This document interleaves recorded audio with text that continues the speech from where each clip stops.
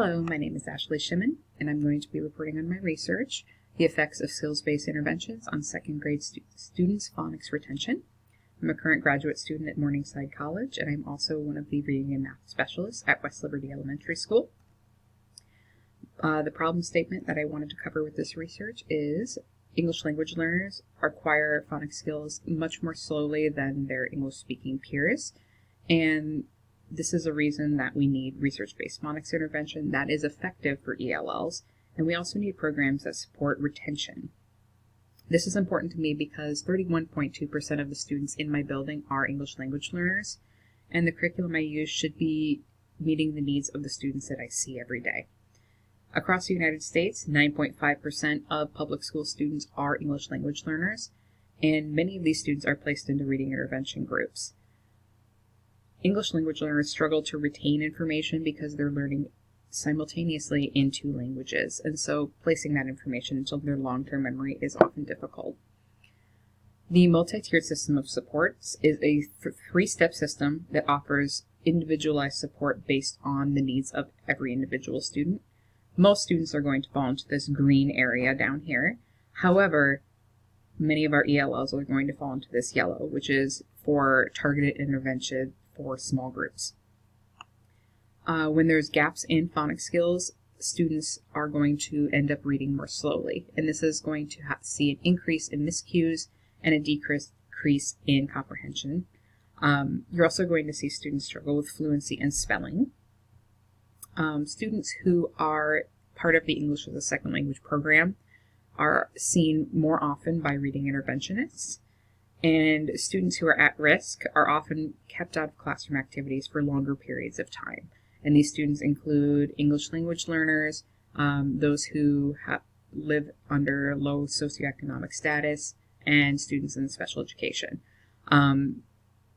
These students who are being pulled for various interventions can become dependent on the teachers they're seeing, and they don't develop the problem-solving skills that they need to be independent learners.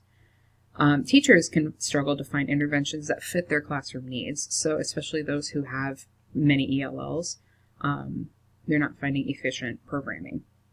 Differentiation needs to be happening, and we need programs that are complete and ready to manipulate, so we need that good foundation. Past interventions that I've used in my classroom include failure-free reading and my sidewalks. My sidewalks included some phonics training, though that part was lacking. It also had a lot of work with sentence and passage reading and had a very strong vocabulary focus, which was crucial for our high English language learner population. Failure-free reading, it practiced vocabulary, and it was great with vocabulary and sentence building. Reading skills were lacking a little bit, but it was computer-based, and we had very high hopes for that. I did learn in my research that it does have an immediate effect, but computer-based programming does not help with retention over time. On top of it lacking in several areas, the material for failure-free reading was very out of date. It was published in 1988 and hadn't been updated since the mid-90s. Retention is important because it can affect fluency and test scores. This is especially true for English language learners because they're learning phonics skills and the English language at the same time. And retention can affect the curriculum choices we're making, how we group our students in our classrooms, and how we place our students into intervention groups. It's very important to keep note of how students are retaining information. My study was conducted using the 95% group materials. I used the Phonics Lesson Library, which was released in 2015. This has a focus on skills-based instruction, and it supports fluency growth and comprehension. On top of the Phonics Lesson Library, I also used the Phonics Chip Kit and the Phonics Screener for intervention. This fulfilled a gap in research. There's very little research out there on 95% group materials, and there's no research that I could find on the retention using this series. I had 3 research questions I wanted to answer. The first was, can the Phonics Lesson Library increase scores on the Phonics Screener for intervention? The second, can English language learners make the same progress as native English speakers after using the Phonics Lesson Library? And can the library help students maintain their scores on the screener? The purpose of the study was to examine the effects of the Phonics Lesson Library on phonics skill scores, and retention over time. I had 3 hypotheses. The first, the participants would see consistent skill improvements measured by the screener after using the phonics lesson library. And similarly, ELLs and native English speakers would see similar growth. So I hypothesized that everyone would grow after using the program, and ELLs and native English speakers would grow similarly. On top of that, I also hypothesized that the skills learned would be maintained over time.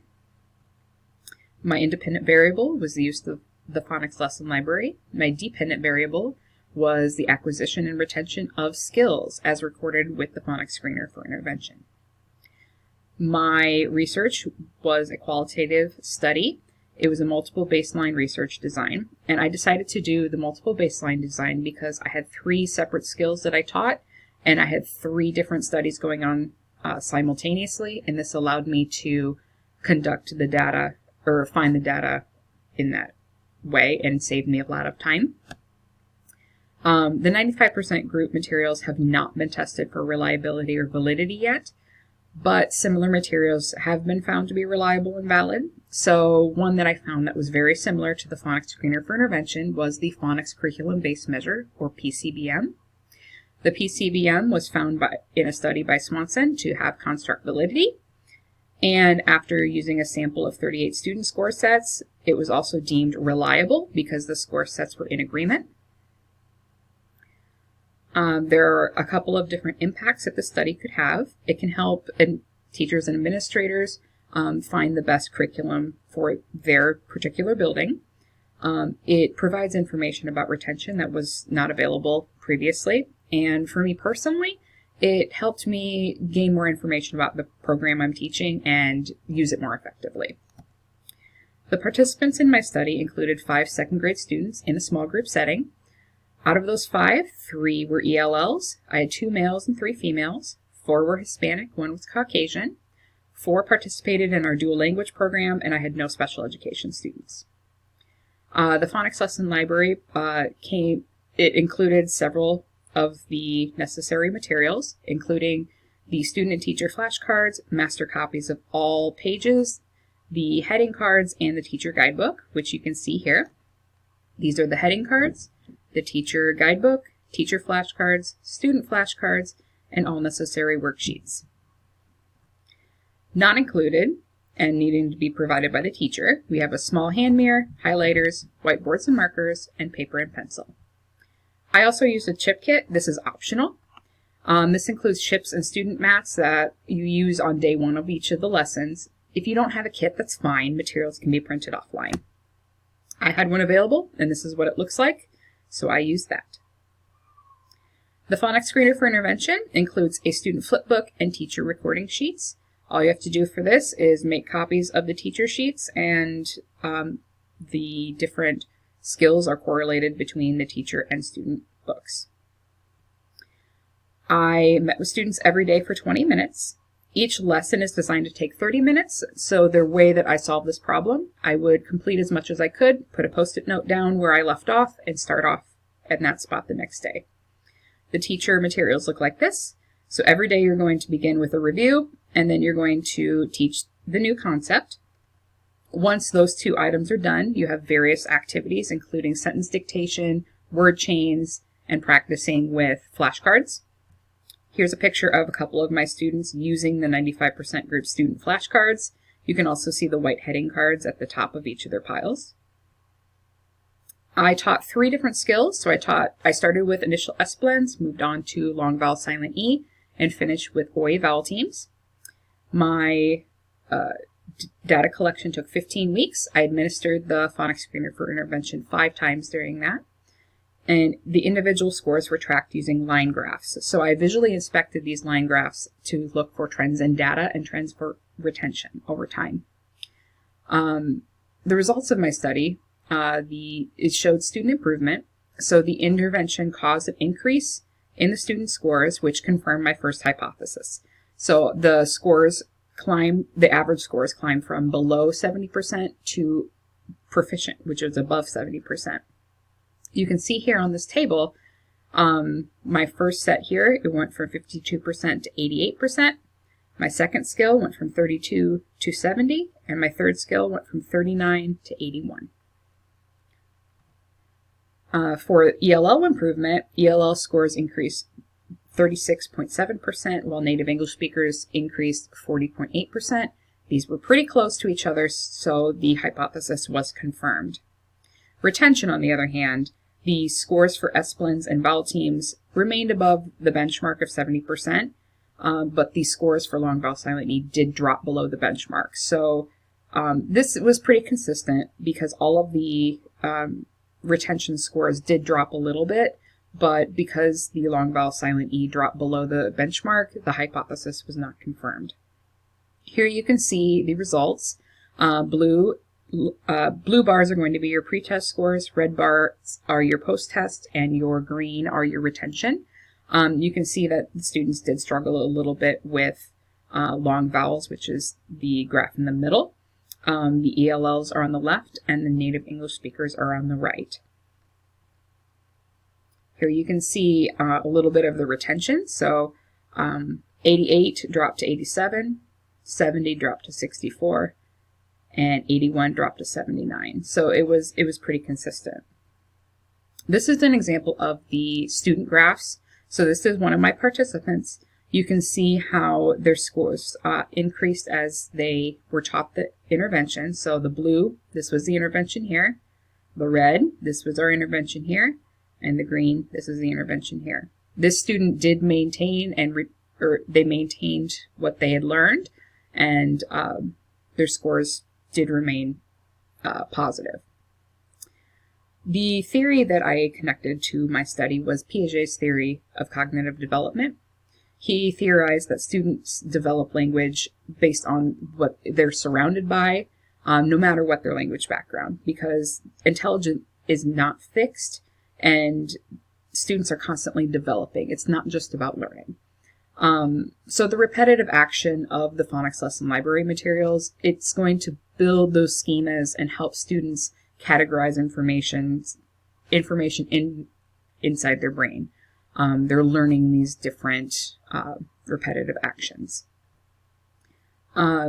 District mandated and research-based intervention plans aren't always appropriate for English language learners, despite their status as research-based. So vocabulary instruction is always going to be necessary, and as teachers, we need to make sure that we are providing that. Consistent with my own study, students exposed to reading intervention programs, when tested for retention, a study done by Sugate determined that data showed a downward trend. This is very similar to the results in my study because my English language learners dropped 1.67%, native English speakers dropped 1.94%. It stayed pretty consistent. Implications. The materials are repetitive and easy to navigate. This is helpful because English language learners who aren't having to think through directions and learn new processes because they know what they're doing. The phonics lesson library is implemented quickly. It takes me about 30 minutes to set up one of my programs, and it leaves more time for differentiation. This is one example of differentiation in my classroom.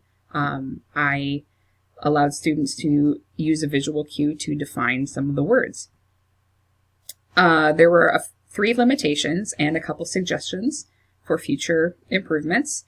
The number of participants in the study was too small. More participants would provide more data, and it could be accomplished by using more of my groups. So rather than just using one group, I could use all 14 and have many more students. It'd provide a better representation of the population I'm seeing.